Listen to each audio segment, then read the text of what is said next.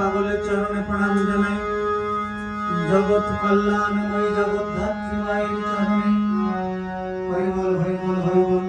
আজকে ভক্তদের কৃপায় আমাদের এই হরি মন্দিরে মায়ের পুজো হচ্ছে।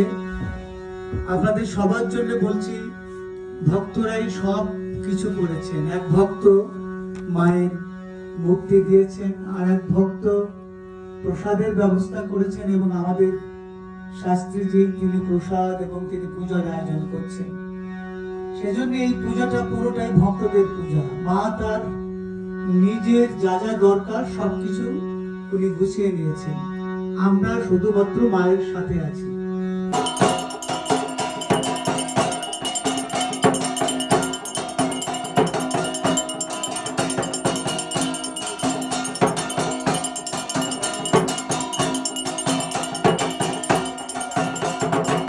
ভগবান একটাই, তার বিভিন্ন রূপ, তাকে যেভাবেই ডাকুন না কেন, কখনো কালী, আর কখনো তারা, আর কখনো অন্নপূর্ণা, আর কখনো জগদ্ধাত্রী, আর কখনো তুলসী দেবী, আর কখনো শ্রীকৃষ্ণ, সবই কিন্তু এক।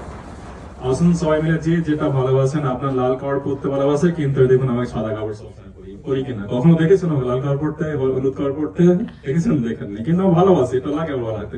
আর দেখুন কৃষ্ণ দেখুন সব সময় লাল কাপড় পরে আছে।